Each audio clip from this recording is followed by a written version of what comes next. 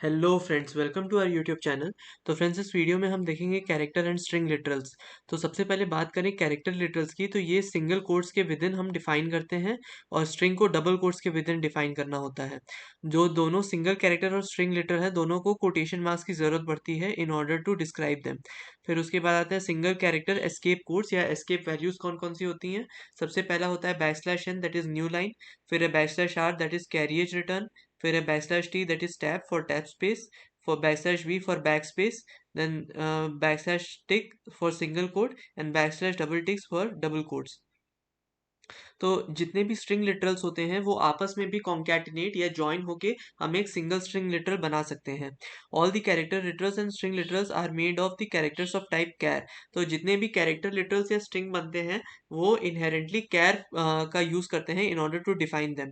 अब यू है तो कैर 16_t मतलब 16 बिट्स का होगा। कैपिटल यू है तो कैर 32_t मतलब 32 बिट्स का होगा। And L equals to W char underscore T, तो ये कैरेक्टर का होगा। फिर आते हैं टाइप्ड कांस्टेंट एक्सप्रेशंस। अब जैसे हमारे पास कोई भी लैंग्वेज होता है तो उसमें कॉन्स्ट कीवर्ड करके दिया हुआ होता है। तो जिस भी वेरिएबल के डिक्लेरेशन के आगे हम कॉन्स्ट लगाते हैं वो कांस्टेंट हो जाता है। इसका मतलब कि उस वेरिएबल की वैल्यू हम चेंज नहीं कर सकते। तो हम केवल उसी वेरिएबल्स को यूज करते हैं कॉन्स्ट के साथ जिनकी वैल्यू हमें throughout the program change नहीं करनी होती है। I repeat, throughout the program change नहीं करनी होती है। तो उसी हिसाब से हम const double pi equals to 3.1416 and const char tab equals to backslash underscore T. अब इसके बाद अगर हम कोड की बात करें तो hash include IO stream using name space STD, const double pi equals to 3.1416, const char new line equals to new line, then double R equals to 5.0, double circle, circle equals to pi into R, C out is circle, C out है new line.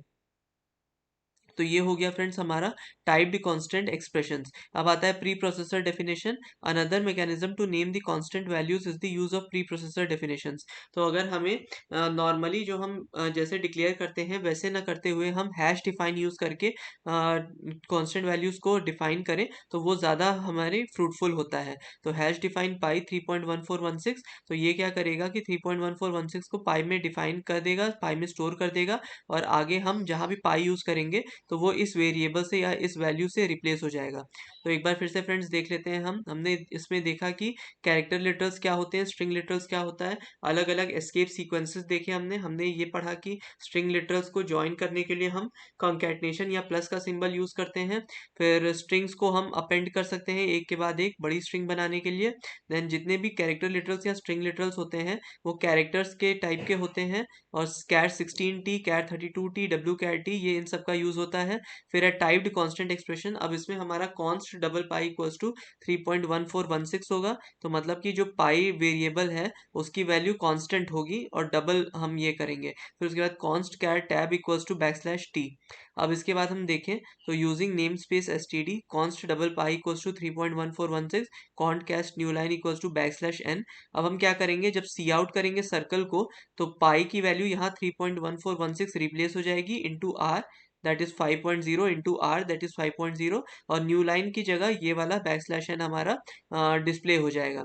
अब pre processor definitions क्या होती हैं। Instead of defining constant using this method by using constant followed by the variable name declaration, हम क्या use कर सकते हैं, हम हैश डिफाइन का भी यूज कर सकते हैं जिसमें हमने हैश डिफाइन दिया, फिर वेरिएबल का नाम दिया, फिर कांस्टेंट वैल्यू दी जो जिसके इक्विवेलेंट ये वेरिएबल है। तो होपफुली फ्रेंड्स आपको ये वीडियो समझ में आई होगी। इनकेस अगर आपको वीडियो अच्छी लगी हो then please like to this video and please subscribe to my channel. And ऐसे ही हमारा मोटिवेशन बनाए रखिए ताकि हम और अच्छे कंटेंट के साथ उपस्थित हो पाए। Until next time, thanks all and bye.